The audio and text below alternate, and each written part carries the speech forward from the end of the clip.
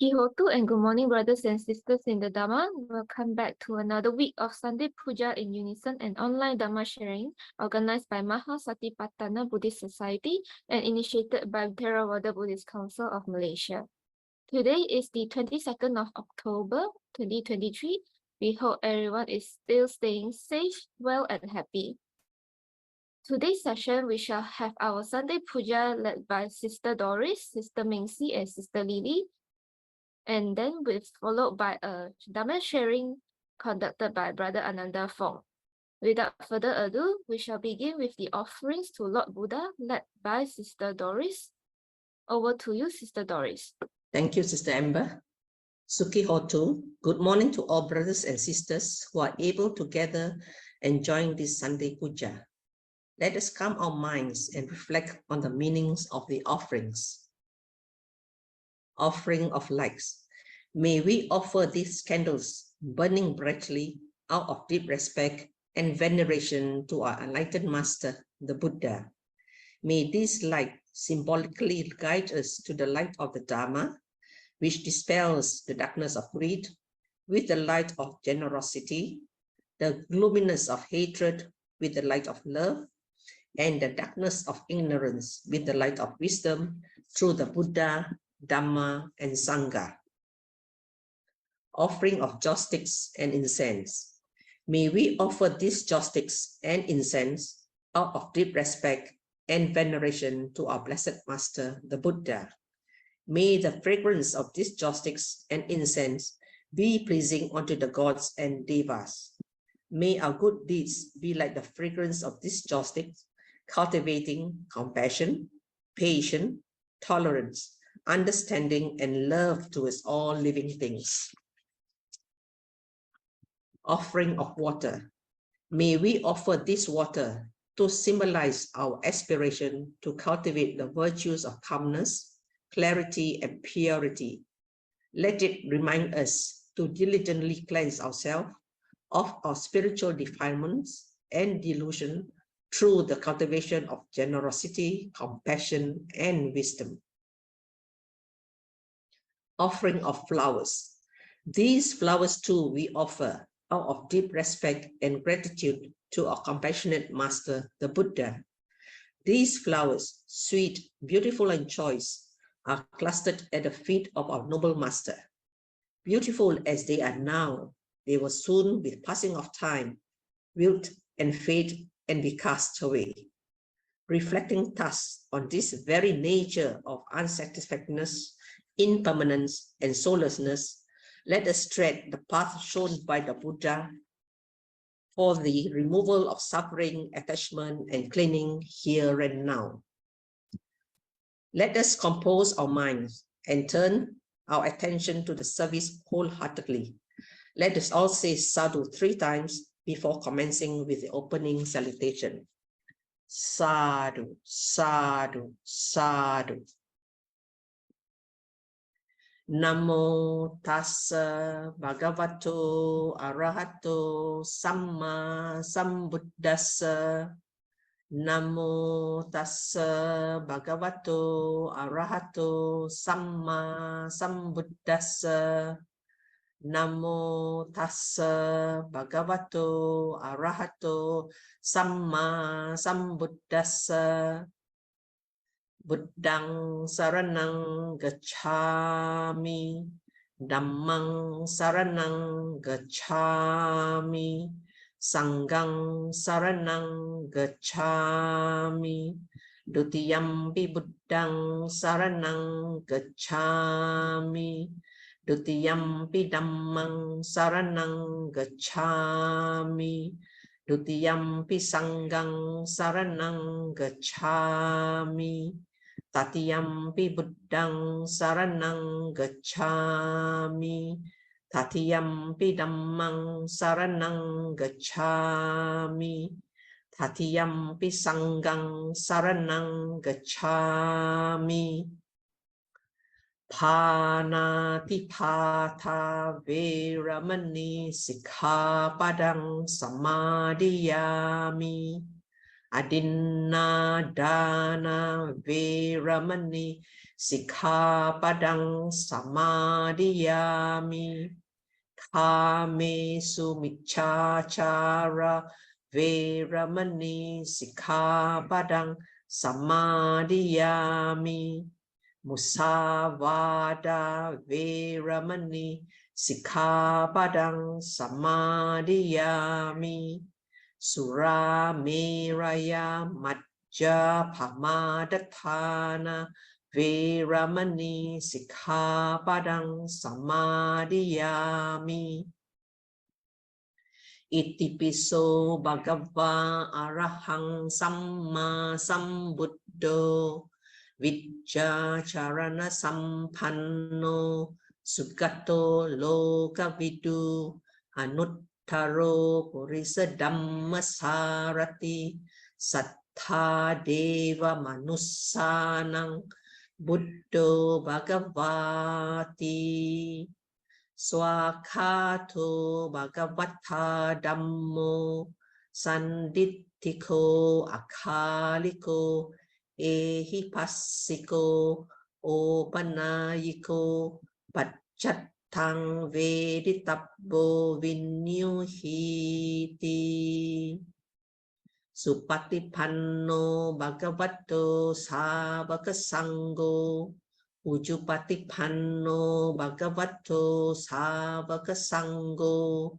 nyaya patipanno bhagavato savaka sangho Sami cipatipanno bhagavato savaka sangho yadidang cattari purisa yugani atta purisa puggala esa bhagavato savaka sangho ahuneyo pahuneyo dakkineyo anjali karaniyo Anuttarang punyakkhetang lokasati. Vandami cetiyang sappang sabbatane supatittitang 𝓟𝓾𝓷𝓷𝓼 mahabodhing buddha rupang sakalang sada Yassa mule nisinno va sabbari wijayang akka patto sabbanyutang satta wande tang bodhipadapang ime ete mahabodhi 𝓤𝓾𝓷𝓷𝓷 pujita ahang pite namassami Bodhi Raja Namattute Ganasarappadittena Dipena Tamadangsina 𝓤𝓾𝓷𝓫 Sambuddhang Pujayami Tamonudang Ganda Sambara Yuttena Dupena hang sugandina pujaye pujaniyang tang puja bhajana muttamang adivase tuno bante paniyang parikappitang anukampang upadaya patikan hatu muttamang Adivase tuno bante bojanang parikappitang anukampang upadaya padigan hatu muttamang Adivase tuno bante kilana paccayang imang anukampang upadaya patigan hatu muttamang vanna ganda guno petang etang kusuma santating pujayami muning dassa siripada saurorohe pujemi buddhang kusumena nena punnena metena ca hotu mukkang puppang milayati yata idang me kayo tatayati vinasa bawang akasatta ca bummatta dewa naga mahiddika punyang tang anumoditwa cirang rakhantu loka sasanang akasatta ca bummatta dewa naga mahiddika punyang tang anumoditwa cirang rakhantu desanang akasatta ca bummatta dewa naga mahiddika punyang tang anumoditwa cirang rakhantu mang paranti devo vassatu kalena sassa sampatti hetu ca pito bhavatu loko ca raja bhavatu dhammiko idang me nyati nang hotu sukita hontu nyatayo idang me nyati nang hotu sukita hontu nyatayo idang me nyati nang hotu sukita hontu nyatayo imina punya kammena mame bala samagamo satang samagamo hotu yavani bana patiya kayena vaca cittena pamadena maya katang acayang kamame bante buri panya tathagata kayena vaca cittena pamadena maya katang acayang kamame dhamma sandittika akalika kayena vaca cittena pamadena maya katang acayang kamame sangga supatipanna anuttara Metta Sutta Karaniya matta kusalena yantang santang padang abisammecha sakko uju ca suju ca suwaco cassa modu anatimani santu sakko ca suparo ca appakecco ca sallahu kawutti santindriyo ca nipako ca appagabbo kulesu ananugiddo nacakuddang samacari kince yena vinyo pare upawadeyum sukino wake mino hontu sabbe satta bawantu sukitatta yeke cipana buttati tasawa tawarawa anawasesa diggawa ye mahantawa Majjimarasa kanukatula dittawa ye aditta ye cedure wasanti avidure bhutawa sampawe siwa sabbe satta bhavantu sukitatta naparo parang nikupeta nati manyeta kata cinang kanci biaro senapatika sanya nanya manya saduka mecceya Mātāyatādiyang puttam āyusa eka puttamanurakhe Evang visappabhutesu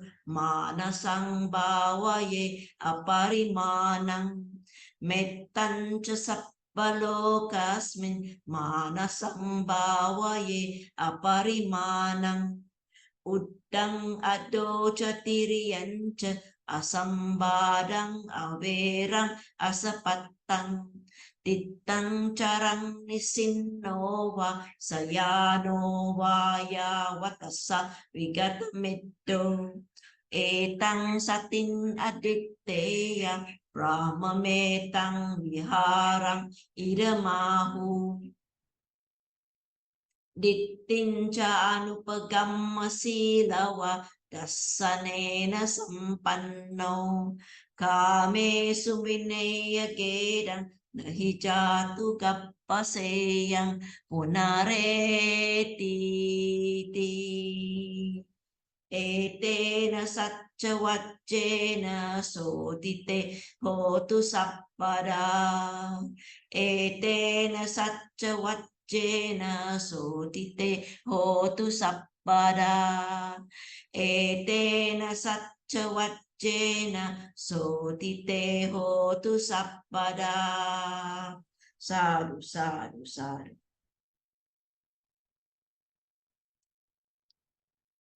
Thank you, Sister Doris, Sister Lily, and Sister Mingxi for leading the puja this morning.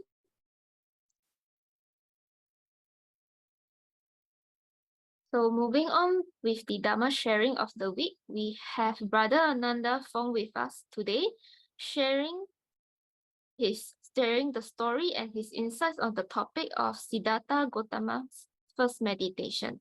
Without further ado, please be invited, Brother Ananda Fong. Thank you, Sister Amber.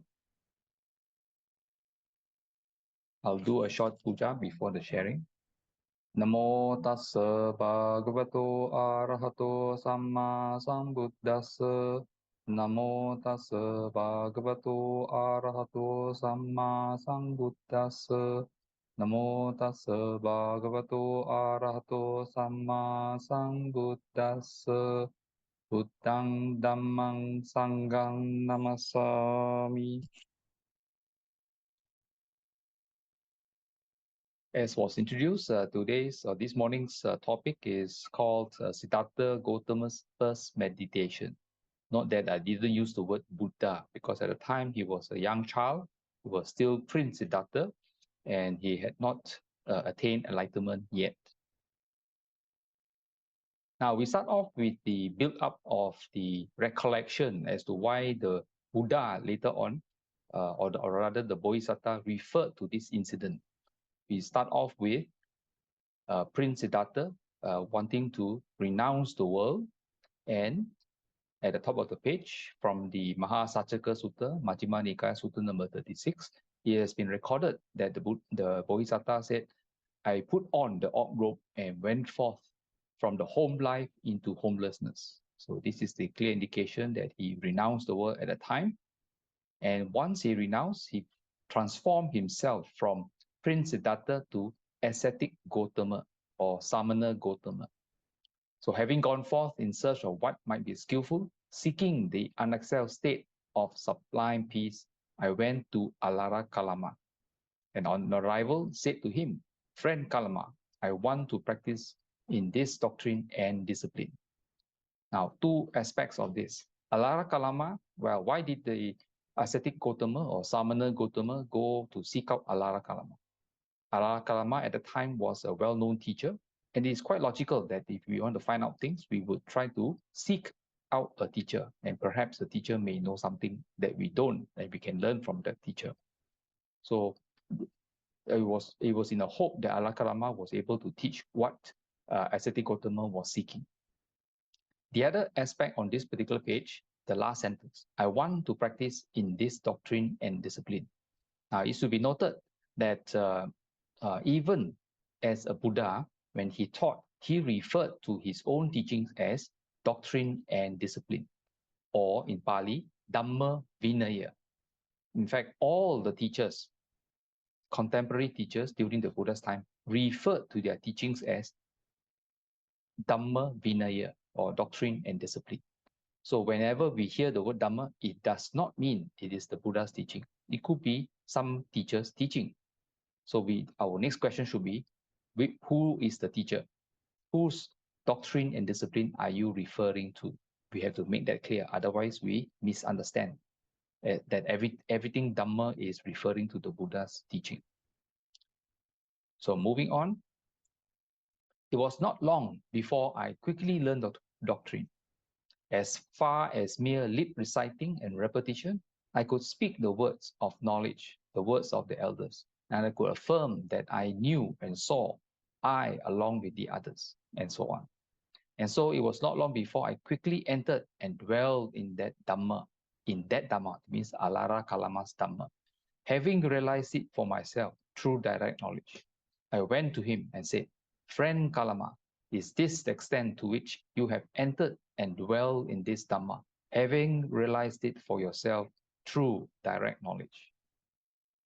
So clearly, Samana Gotama was seeking more, teachings, more Dhamma from 𝓟𝓾𝓷𝓸𝓷, and he confronted 𝓟𝓾𝓷𝓸 to see whether he got anything more to teach, or was it all?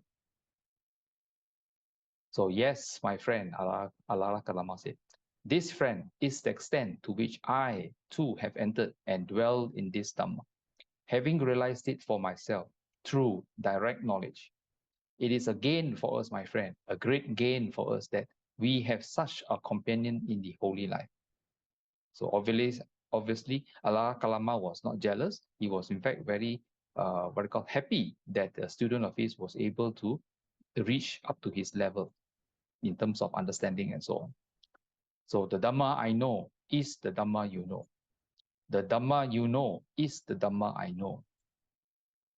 So come, friend, let us now lead this community together.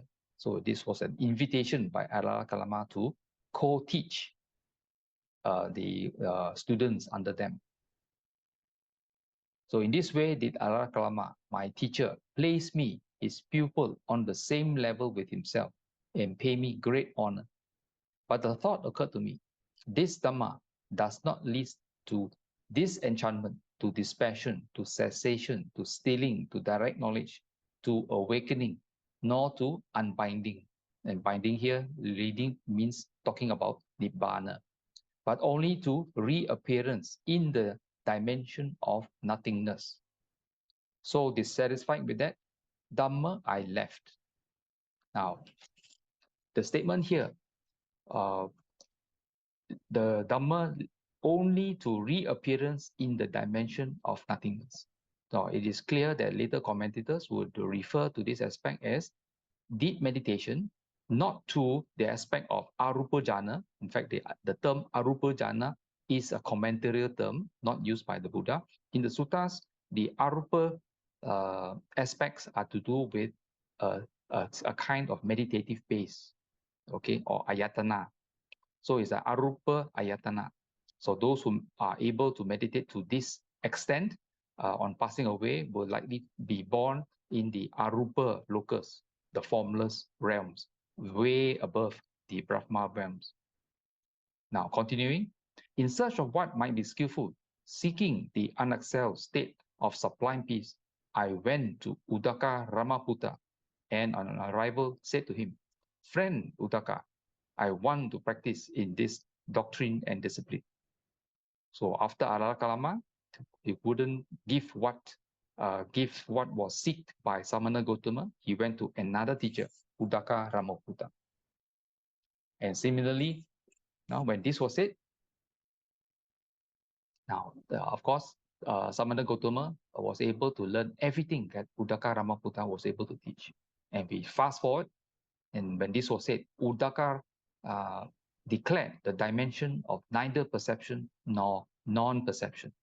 This is yet another, arupa, that means formless ayatana, formless attainment, higher than what 𝓟𝓾𝓷𝓸 was able to attain.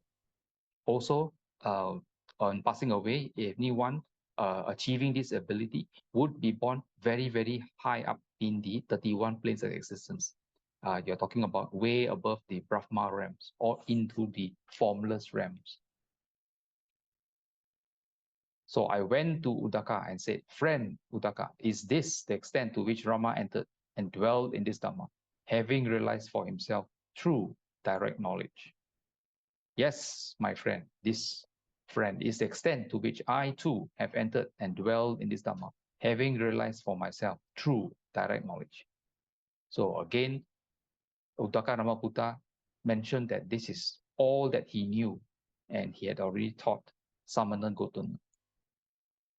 So in this way, the 𝓷𝓾𝓷𝓪, my companion in the holy life, placed me in the position of teacher and pay me great honor. But the thought occurred to me, this Dhamma does not lead to disenchantment, to dispassion, to cessation, to stilling, to direct knowledge, to awakening, nor to nibbana, but only to reappearance in the dimension of neither perception nor non-perception. So dissatisfied with that Dhamma, I left. Now, these two aspects of the Samana Gotama leaving Alara Kalama and leaving 𝓷𝓾𝓷𝓪 is very important to bear in mind, because out in the public, there are many groups of people that say that, oh, the Buddha learned the Dhamma that he was teaching from Alara Kalama and 𝓷𝓾𝓷𝓪.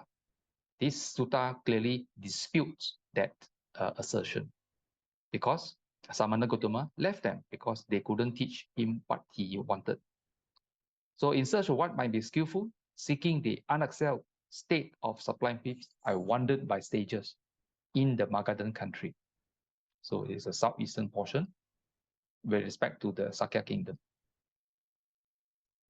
So the thought occurred to me, how delightful is this countryside with its inspiring forest grove, clear flowing river with fine, delightful banks, and villages for alms going on all sides. This is just the right for the striving of a clansman intent on striving. So I sat down right there thinking, this is just right for striving.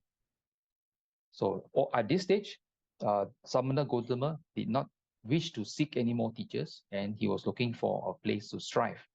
But what ideas, what method was he going to adopt?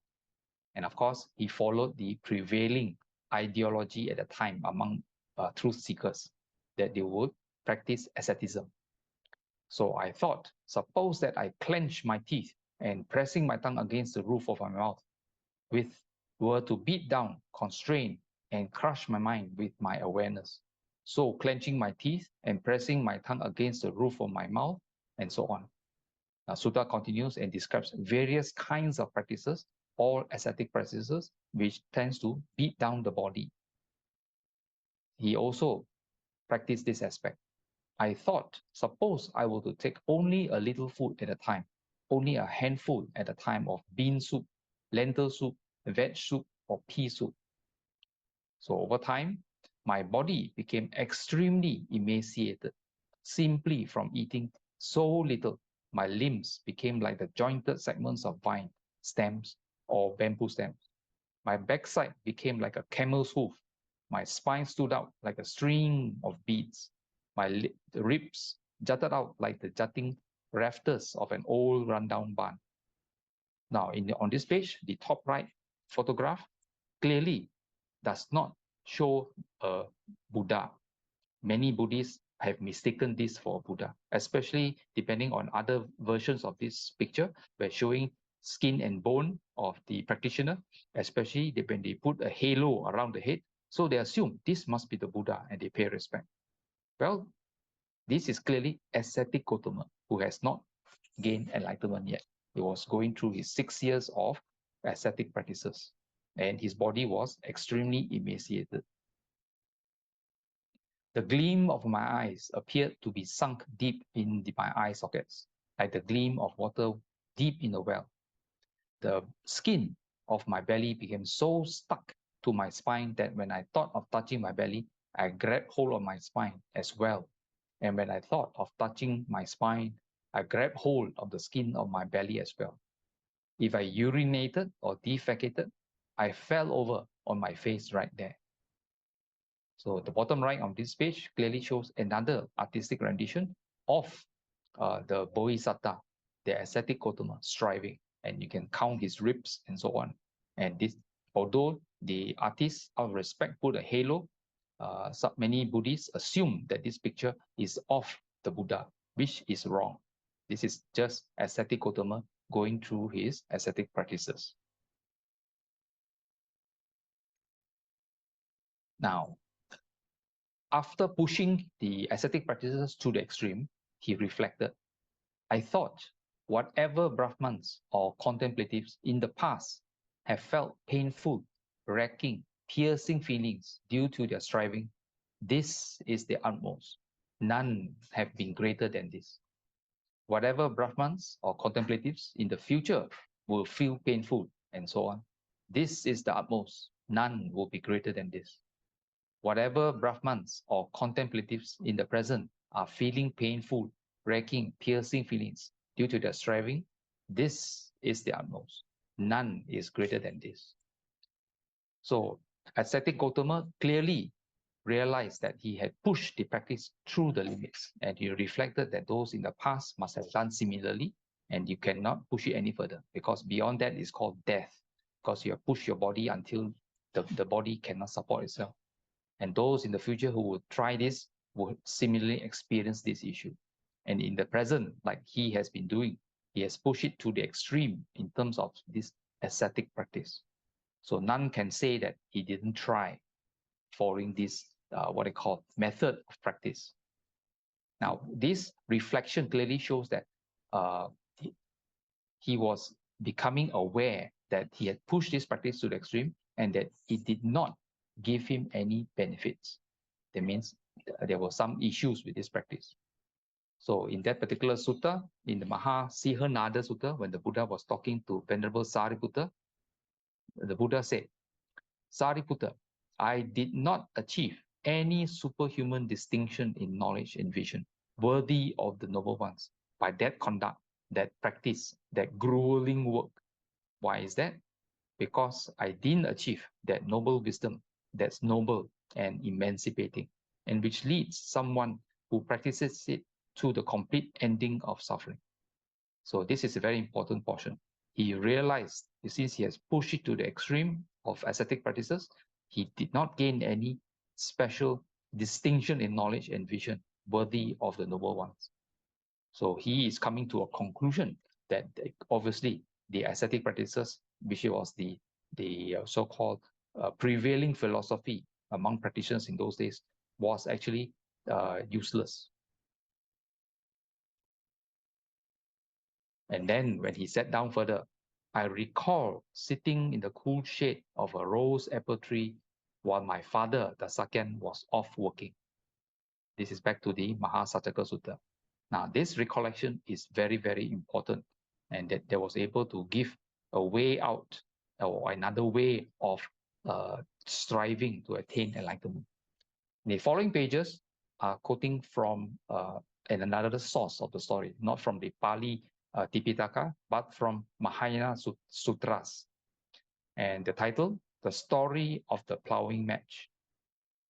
Now, this has been taken from the book called The Romantic Legend of Sakya Buddha, a translation of the Chinese version of the Abhiniskrama Sutra by Samuel Beal.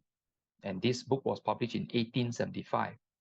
Now, this particular sutra was translated into Chinese in the 6th century Common Era by Janagupta, a Buddhist monk from Gandhara. So Gandhara is clearly Afghanistan region. So this is a very, very old, what I call Mahayana Sutra. Now, in this particular sutra, also this particular chapter on the plow, the story of the plowing match, page 73 onwards, clearly give more details, at least the romanticized version of the plowing festival, and later the young prince, as given in the top right picture, the young prince meditating, the so-called first meditation of Prince Siddhattha, in which after becoming ascetic Gotama, he came to the end of the practice, he pushed it to the limit and found that that there was clearly what I call enlightenment was clearly unattainable, cannot be obtained by following that approach. Now, the story in this sutra says, now it happened that 𝓤𝓷𝓲𝓷, Suddhodana or King Suddhodana was Prince Siddhartha's father. So assembled all the Sakya princes and took with him the Prince Royal. Prince Royal referring to Prince Siddhartha. He was a young prince at the time, to go to see a ploughing match. Now, the aspect of ploughing ceremony is common in Asian countries, even in Myanmar, in Thailand, and so on. And associated with ploughing, at the end of the season will be the harvest season. So even in Malaysia, in Sarawak, we have many celebrations of the harvest season. But in this case, it's the ploughing season. And of course, as a king, King Suddhodana, he wants to give credence and acknowledgement to the farmers of the country, being an agronomical society. So he has to go through into the field together with some farmers to ceremonially plow the field to start off the plowing season. So then in the enclosed space were assembled the half-stripped men, each laboring hard in the plowing contest, driving the oxen and urging them on if they lacked in their speed, and from time to time goading them to their work. And now when the sun increased in his strength and the sweat ran down both from men and oxen, then for a few moments they ceased from their labors. Now the bottom right is what I call a part of a poster, the artwork, Thai artwork found in the British Library. For those who want to see the complete poster, you can follow the URL, the shortcut URL given there. Now, the picture on the bottom right clearly shows the ploughing festival according to this rendition. So in the meantime, various insects came forth from the ground, and the flocks of birds in the interval of the ploughing exercises came down in multitudes and devoured them. The Prince Royal, seeing the tired oxen, their necks bleeding from the gourd, and the men toiling beneath the midday sun, and the birds devouring the helpless insects, his heart was filled with grief, as a man would feel who saw his own household bound in fetters, and being thus affected by sorrow on behalf of the whole family of sentient beings. He dismounted from his horse 𝓚𝓚𝓫, the white stallion, and having done so, he walked about in deep reflection, thinking about the misery attaching to the various forms of life. And as he meditated, he exclaimed, "Alas, alas, how full of misery is human life." Now, the right-hand side, you have Sunday school type artistic rendition, commonly used for coloring and so on, of the ploughing, which is the top artistic rendition, and the bottom of the various birds coming down to take hold of the helpless insects. And other versions of the story also talk about lizards as well as snakes devouring those living beings.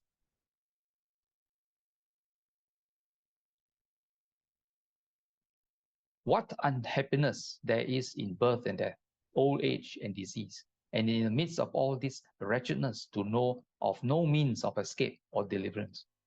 But why do men seek for no release? Why do they not strive after rest from toil? Why do they not contend earnestly with their wisdom, which alone can lead them to escape from the miseries incident to life and death? Oh, where may I find a quiet spot for meditation to cast over these causes of sorrow in my mind? So this is the reflection of Prince Siddhartha, so young and so reflective. Then Suddhodana, having watched the ploughing match, accompanied by all the Sakyans, returned to the garden. Then Prince Siddhartha, wandering about and looking from place to place for a convenient spot for rest, suddenly saw a secluded space under a jambu tree where he could sit in quiet. And then he addressed his attendants on each side. to bid them disperse themselves in other directions. For I, said he, desire to be alone for a short period.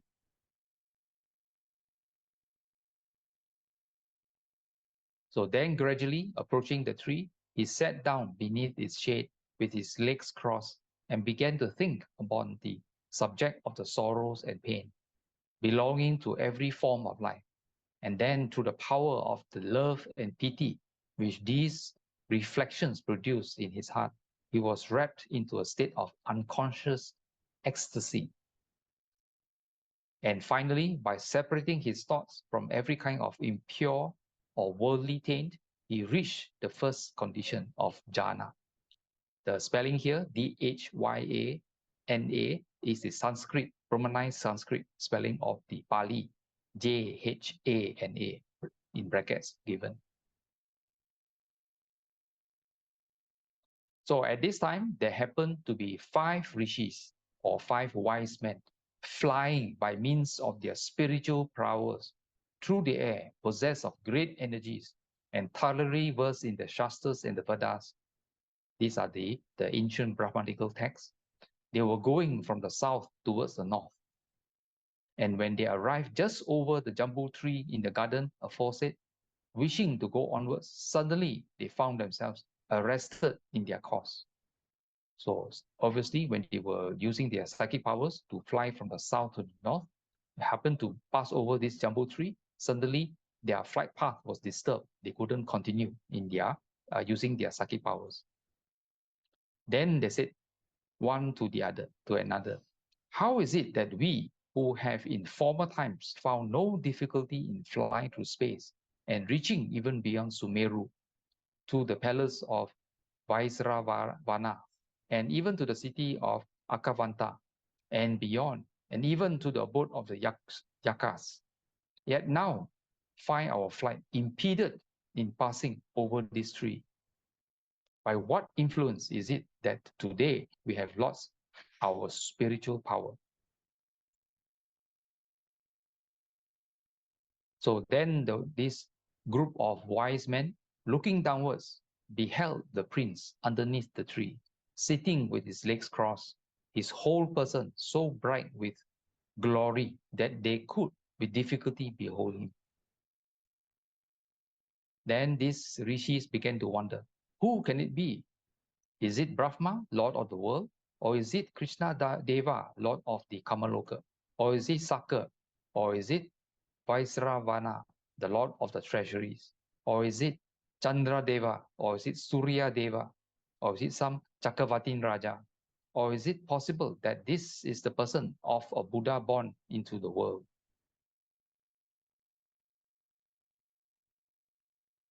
At this time, the guardian Deva of the wood addressed these wise men as follows. Great rishis all, this is not Brahma Deva, Lord of the world, or Krishna, Lord of the Kama heavens, or 𝓟𝓾, or Vaisravana, Lord of the treasuries, or Chandradeva, or Suryadeva. But this is the Prince Royal called Siddhattha, born of 𝓤𝓷𝓲𝓷, belonging to the Sakya race. The glory which proceeds from one pore of his body is greater by 16 times than all the glory proceeding from the bodies of all those 4 named devas. And on this account, your spiritual power of flight failed you as soon as you came over this tree. The rishis, having heard the words of the guardian spirit, forthwith descended from the air, and standing before the prince, they uttered the following verses of commendation, one by one. The first rishi said, the world destroyed by the fire of sorrow, this one is able to provide a lake of water for escape. This excellent law, once possessed or revealed, is able to destroy all the sources of sorrow. The second rishi said, in the midst of ignorance and darkness of the world, there is one who can produce such brightness as this. Once possessed of his most excellent law, the darkness is dispelled, the world is illuminated. The third rishi said, in the midst of the vast bog, and wilderness of sorrow, this great means of conveyance can carry us through all. Once possessed of this most excellent law, then we can pass over the three worlds without difficulty. The fourth said, from all the bonds and shackles of worldly sorrows, there is some contrivance able to give good deliverance. So this most excellent law can deliver men from all the bonds and shackles of life. And the fifth Rishi said, whatever miseries of life and death are in the world, this great physician is able to cure all, and so the most excellent law is a perfect remedy of all sorrows of birth and death. So these were the 5 commendations by these 5 wise men. Thus the rishis, having saluted the prince with their verses, they bowed down at his feet and 3 times proceeded to circumambulate the place. And then, flying away from, again, they went on their way through the air. So this is the first interesting, angle with respect to this Mahayana Sutra as to what happened during the plowing festival. Now, at this time, Suddhodana, having for a moment lost sight of the prince, was very much alarmed, and asking a man who passed by, he said, have you any knowledge as to which way my son, the royal prince, has gone? He has just now suddenly disappeared. Forthwith, the king sent his ministers in every direction to seek for the prince, wherever he might be. Then one of the ministers unexpectedly saw him sitting beneath the jambu tree in the shade, lost in meditation and wrapped away in ecstasy.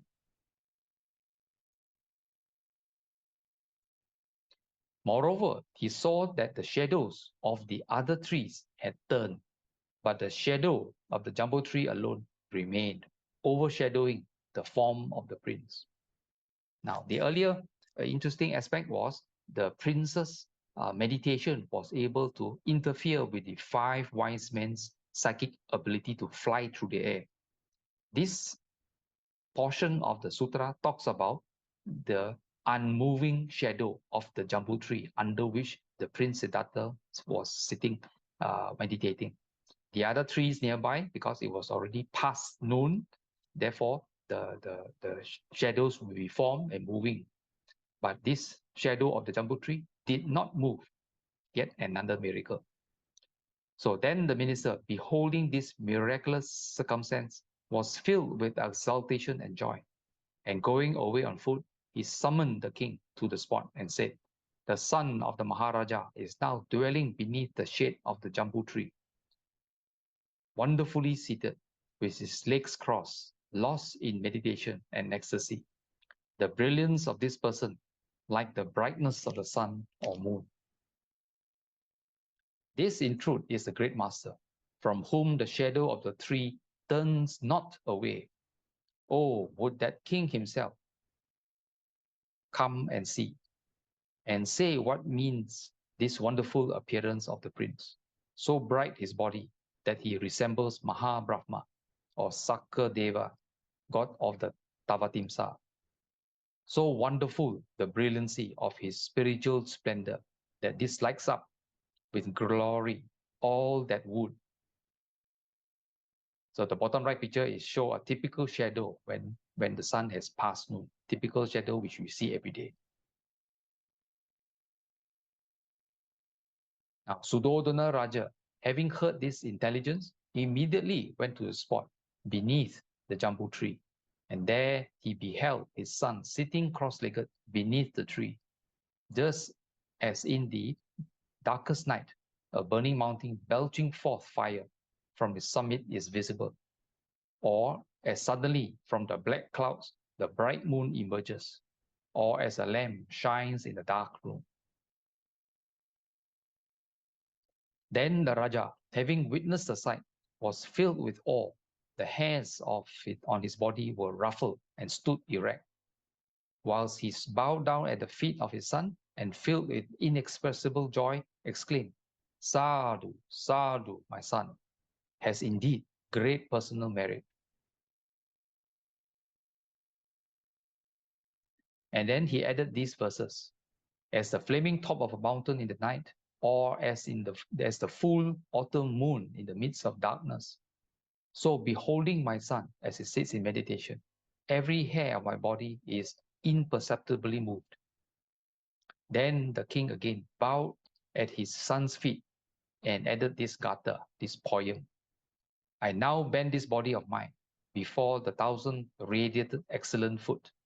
Now, for the first time since his birth, beholding unexpectedly the prince lost in meditation. At this time, there were some little children engaging in play, dragging along a rabbit trap and passing the place where the king was. Now, just to backtrack a little bit, when the king gave that additional gatha, he bowed down and saluted. So throughout the life of Prince Siddhartha, at various times, you will find stories indicating that King Suddhodana would anjali his son because of certain incidents. In this case, the son deep in meditation and the shadow of the tree not moving even though it is afternoon. So they were making noise and laughing, on which one of the ministers reproved them and said, "You children, hold your tongues and make no noise." On which they replied, "And why may we not make a noise and play?" On which the minister replied in the verse, "The sun, though it is past noon, cannot draw this shadow beyond this tree. And so the exceeding brightness unequaled in the world of this one who sits in meditation beneath the tree, unmoved and unaffected as Sumeru, Siddhartha, the Prince Royal, from the depth of his heart, causes the shadow not to part." Now, this is the end of this section or chapter in the sutra on page 78 in the book I mentioned. Now, this aspect of the two miracles in terms of interfering with the 5 wise men's flight, psychic flight, as well as the shadow of a tree unmoving is interesting. But going back to the Theravada or the Pali Suttas, this was mentioned. I recall sitting in the cool shade of the rose apple tree while my father, the second, was off working. Now, quite secluded from sensual pleasures, secluded from unskillful qualities, I entered and remained in the first absorption, which has the rapture and bliss born of seclusion, while placing the mind and keeping it connected. So first absorption here, the Pali is indicated as jhana. Now, the other aspect is after towards the ending portion of the sentence, now there is rapture, bliss born of seclusion. So there is some kind of bliss and happiness and joy feeling when one enters the first jhana. And the question arose in Samana Gotama or ascetic Gotama's mind, could that be the path to awakening? So before this, clearly, ascetic Gotama had already concluded that the ascetic practices, which was the common approach for many truth seekers at the time, was useless. He had already practiced it, pushed it to the extreme. The next step was clearly death, because the body cannot proceed without food and sustenance. So he was clearly looking for another method. And with his recollection of what he did when he was a very young boy underneath the jambu tree, when his father was off during the plowing festival, so he was saying, could that be the path to awakening? Stemming from that memory came the realization, that is the path to awakening. Then it occurred to me, why am I afraid of that pleasure? For it has nothing to do with sensual pleasures or unskillful qualities. Now, this next section, this portion of the realization is also very, very important, because jhana, meditation into jhanas, there will be certain degrees of pleasure produced, at least in the first and second jhanas. As you go higher, of course, you attain equanimity. But this first aspect, practitioners are normally reflecting that there should be no pleasures.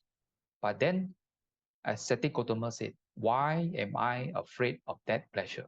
For it has nothing to do with sensual pleasures or unskillful qualities. Then, as Siddhattha Gotama thought, I am not afraid of that pleasure, for it has nothing to do with sensual pleasures or unskillful qualities. So although during jhana meditation, at least in the first jhana, there was some pleasure, but it has nothing to do with sensual pleasures. So then I thought, I can't achieve that pleasure with a body so excessively emaciated. Why don't I eat some solid food, some rice and porridge? And then the ascetic Gotama proceeded to the next method of practice in search of enlightenment. So I ate some solid food.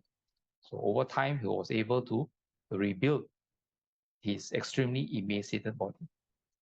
Now, in this particular article, The Platform of Joy by Mark Epstein from the Tricycle magazine, published in spring 2001, I extracted this section on this article, the key to enlightenment, commenting about the aspect of pleasure.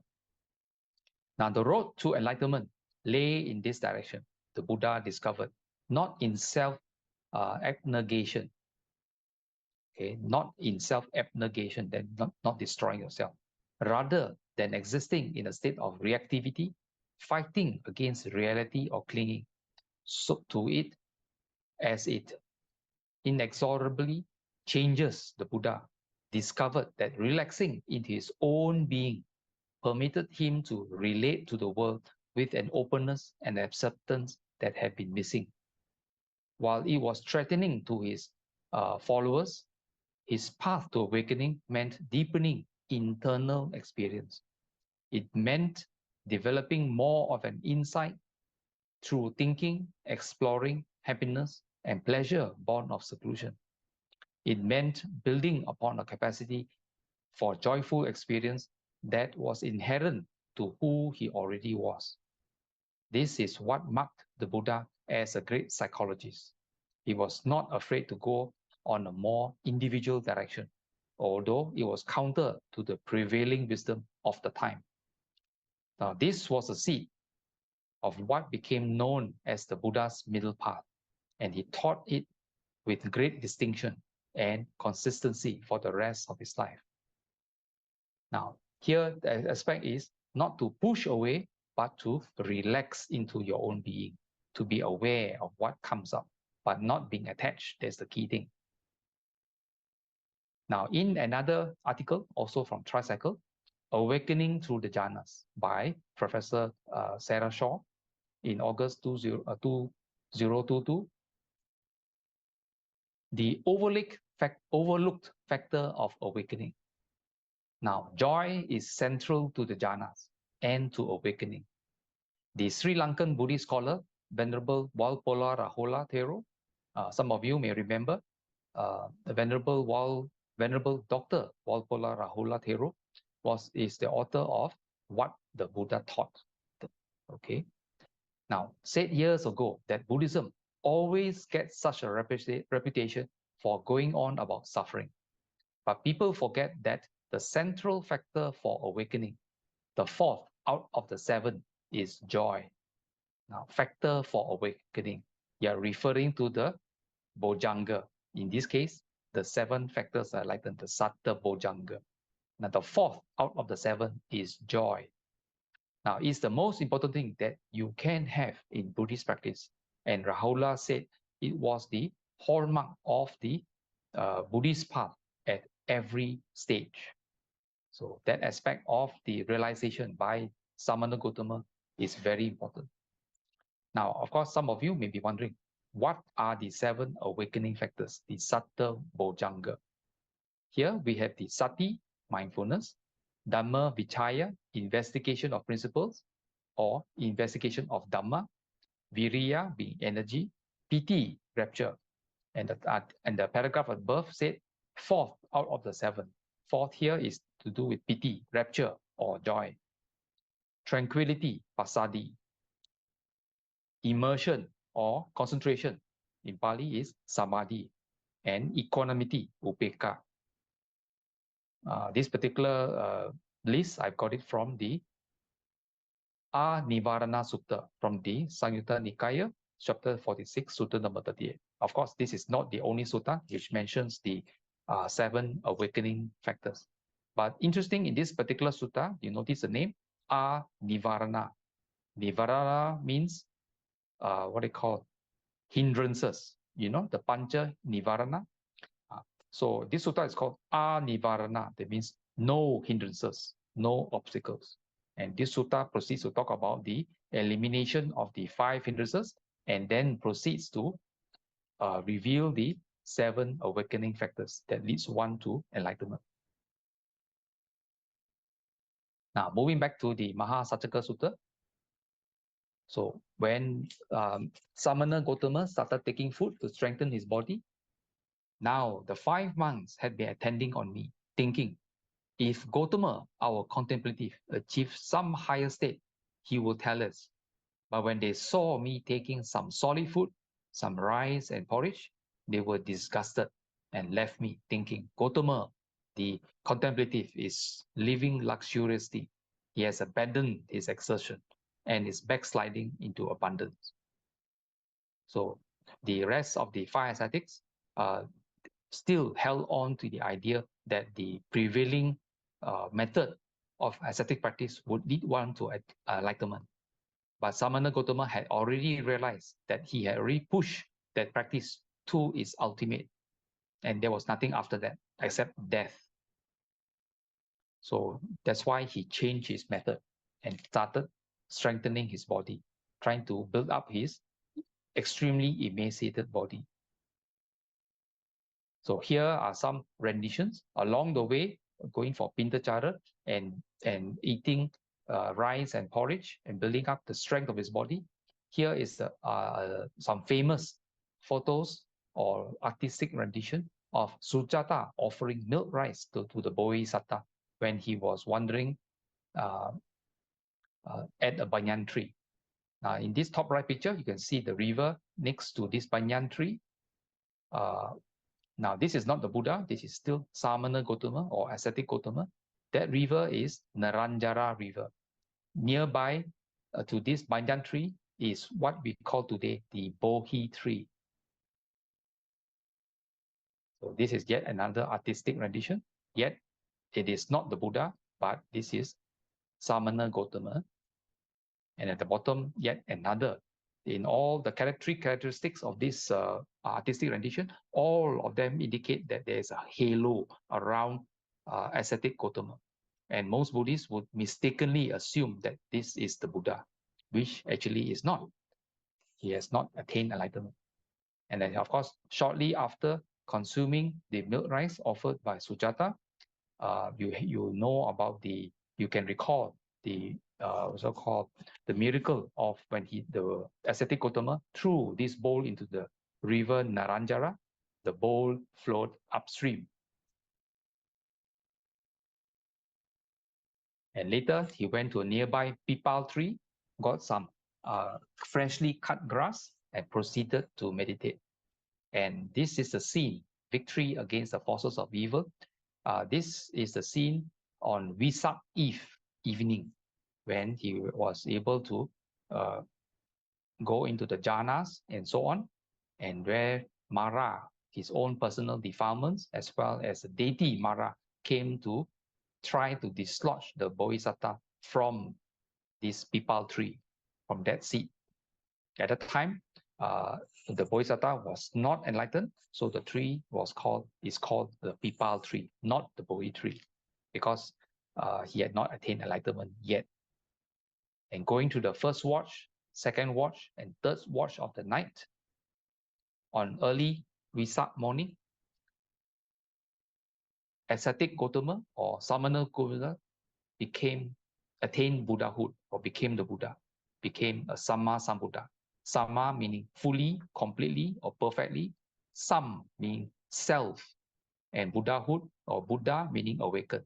So completely self-awakened at the age of 35 years. That tree now, from a pipal tree, has got its name changed to become the Bodhi tree. So Bodhi tree literally means the tree under which ascetic Gotama attained enlightenment, became the Buddha. Other Pipa trees are just Pipa trees, not Bodhi trees. Only this tree is a Bodhi tree. So that's all for this morning's sharing. Sabba papasa akarana, kusalasa upasampada, satitta paridapanang, etang buddhana sasana. In Dhammapada verse 183, the Buddha advised, avoid all evil, do good, purify your mind. Sat Dhammo cirang titatu, may the good doctrine long endure. Sabbe satta sukhi hontu, may all beings be happy. Sadhu, sadhu, sadhu. Thank you, Brother Ananda, for your Dhamma sharing. May today's Dhamma sharing inspire many fellow Buddhists to continue to follow the middle path taught by the Buddha with diligence, and finally achieve noble wisdom and liberation from all sufferings. Dear brothers and sisters, we have spent slightly more than an hour listening to the Dhamma and reflecting on the Dhamma with appreciative joy in our hearts.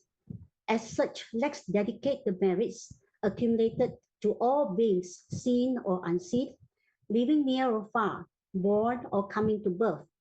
May they rejoice in this meritorious action, and may all beings be peaceful and happy. Akasatta ca bummatta devanaga mahiddika punyang tang anumoditva cirang rakkantu loka sasanang etavata ca amhehi sambadang punya sampadang sabbe deva sabbe bhuta sabbe satta anumodantu sabba sampatti siddhya. Transference of merit to departed relatives. Idang me nyati nang hotu sukita hontu nyatayo. Idang me nyati nang hotu sukita hontu nyatayo. Idang me nyati nang hotu sukita hontu nyatayo. Aspiration. Imina punya kammena mame bala samagamo satang samagamo hotu yava nibbana patiya. Sadhu, sadhu, sadhu. Thank you, Brother Fong, Sister Dory, Sister Mingxi, and Sister Amber. See you next week. Bye for now.